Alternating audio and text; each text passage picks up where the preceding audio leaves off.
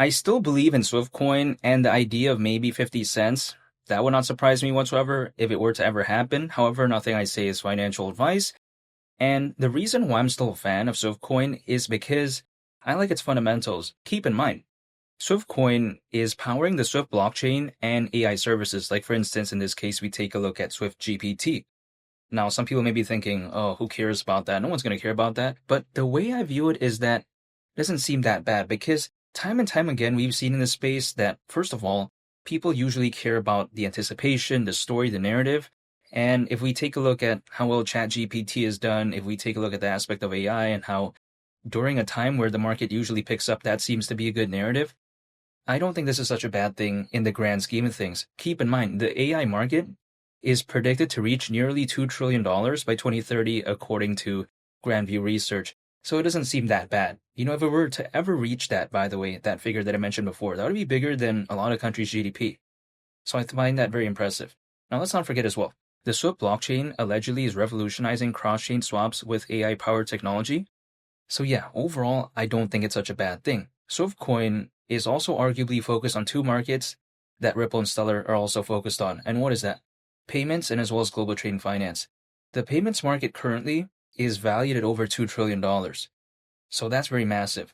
And if we take a look at the global trade and finance market, which is predicted to reach up to $5 trillion in value by 2028, according to Mordor Intelligence, I mean, really, in the grand scheme of things, when people like to say, oh, you know, SWFTCOIN won't really survive because it has too many competitors. Well, first of all, even if there was a lot of competitors within this space, with a market size hypothetically being predicted to be worth that much in the near future, it doesn't seem like it's going to be oversaturated. And also on top of that, there isn't even that many players right now within this space. Let me explain why.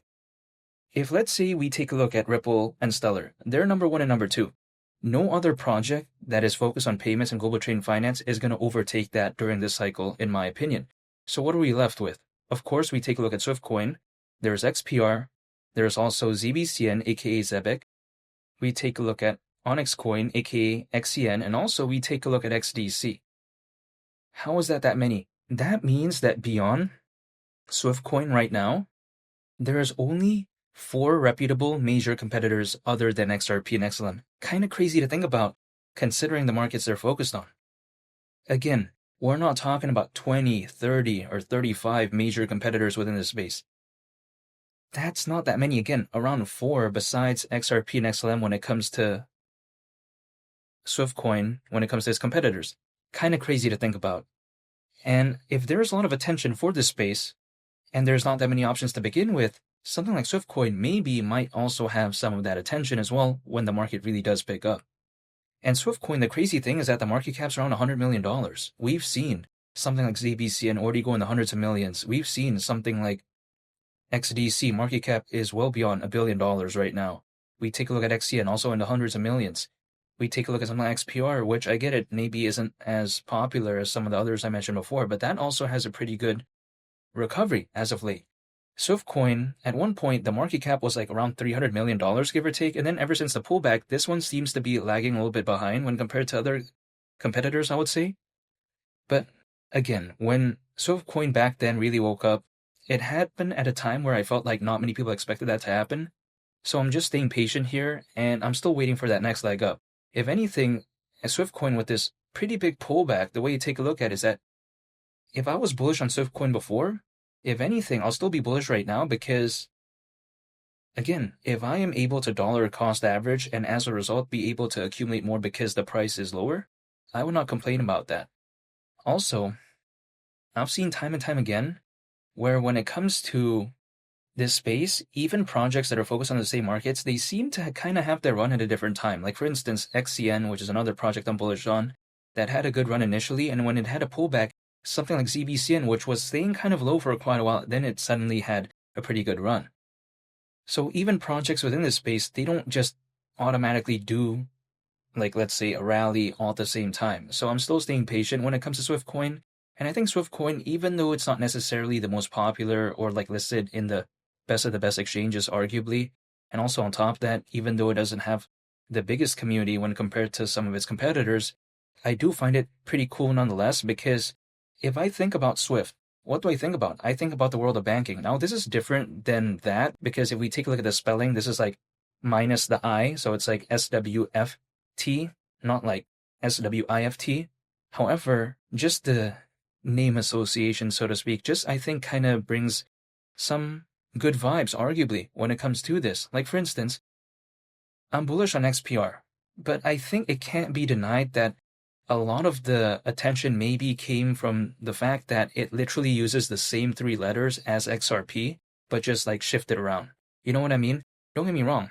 XPR, I think, has good fundamentals, and I'm bullish on that. However, it's just using the same letters as XRP. So then people just kind of often, I would say, associate the vibes, so to speak, in the grand scheme of things, even though it's way less. So when it comes to this, it just kind of gives me that same vibe, so to speak. But then in this case, it's SWFTCOIN, not XPR.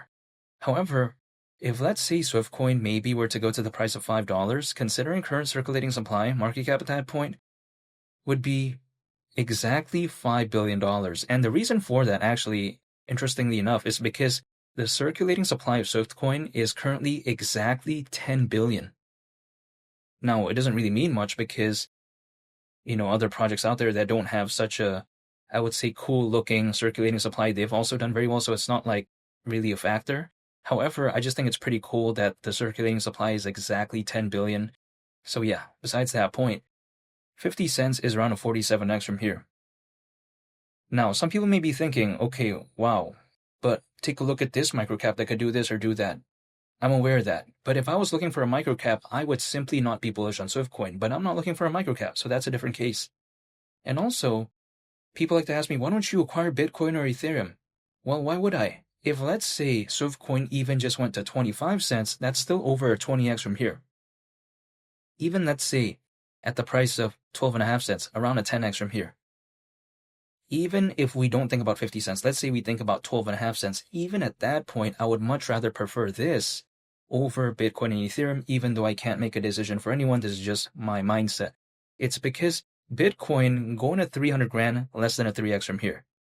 Ethereum going to 10 grand, also less than a 3x from here. Why would I believe in that right now? If I got into Bitcoin years ago, that's a different case, but I did not.